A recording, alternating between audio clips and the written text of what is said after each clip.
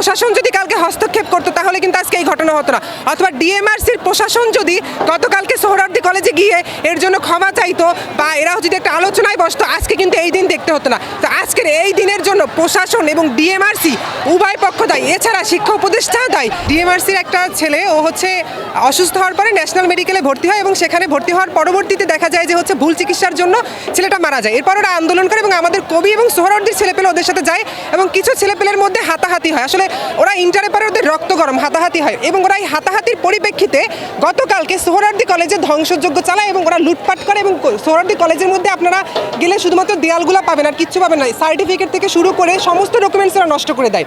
এবং এরই পরিপ্রেক্ষিতে আজকে আমাদের সোহরাওয়ার্দী এবং কবি নজরুল বাংলা কলেজ অর্থাৎ 7 কলেজের যেই সকল কলেজ রয়েছে সবাই মিলে এখানে এসেছে। আর এখানে আপনারা দেখতে পাচ্ছেন যে ওরা ধ্বংসযজ্ঞ চালাচ্ছে, ওরা ভাঙচুর করছে। এটা আসলে একটা ক্ষোভ। আসলে যার যার শিক্ষা প্রতিষ্ঠান তার কাছে একটা সেকেন্ড হোম বলা চলে, তো সেকেন্ড হোমে অ্যাটাক করেছে। এখন ওরা তো আর চুপ থাকবে না, ওরা তো এখানে ভাঙচুর চালাবেই। আর দ্বিতীয় কথা গতকালকে আপনারা দেখেছেন প্রায় 2.5 থেকে 3 ঘন্টা ধরে ধ্বংসযজ্ঞ চালানো হয়।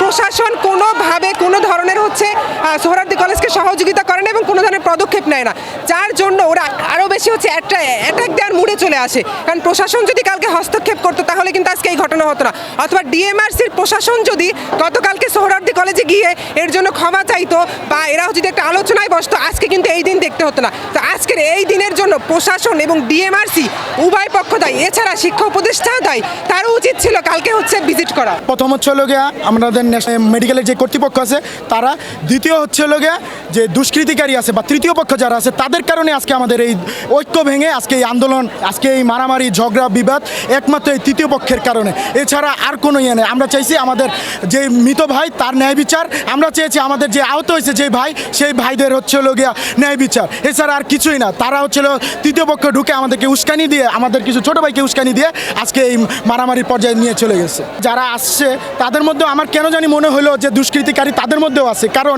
একজন শিক্ষার্থী ভাইয়ের কাছে কখনোই দেশীয় অস্ত্র থাকতে পারে না, কিন্তু যে কয়েকজনকে আমরা পেয়েছি ভিতরের মধ্যে তারা দেশীয় অস্ত্র সহ ধরা পড়ছে। তারা ব্যাগের মধ্যে ওইখান থেকে ব্যাগের মধ্যে নিয়ে তারা আসতেছিল। আমরা শুধু চেয়েছি যে আমাদের ক্যাম্পাসটা ঠিকঠাক থাকুক, আমাদের মধ্যে ঐক্য সৃষ্টি হোক, কিন্তু ওদের যেই হয়েছে তারা ওদের ক্ষতিপূরণের প্রতিবাদে আজকে ওরা ক্ষোভে আমাদের কলেজ ভেঙেছে। আমরা কোনো আইন শৃঙ্খলার সাপোর্টই পাই নাই, আমাদের সাথের পোলাবেনগুলো সবগুলো মাথা মুথা ফাটাই দিয়ে চলে গেছে ওরা। আর একটা 7 কলেজের মতো একটা কলেজে পরীক্ষা চলে, সেখানে আইন শৃঙ্খলা বাহিনী কই ছিল? যদিও আমাদের স্টুডেন্ট বাইরে যায় তখন প্রশাসন কেন কাজ করেনি, কেন তারা প্রতিবাদ করেনি, কেন তারা থামায় নেই আমাদের? যদি আমাদের কারণেই সংঘর্ষ হয়ে থাকে তাহলে আমরা ন্যাশনাল হসপিটালে গেছি আন্দোলনে, তারা কেন আমাদের উপর হামলা করলো? ন্যাশনাল হসপিটালের বিরুদ্ধে আমাদের অবস্থান কর্মসূচি ছিল।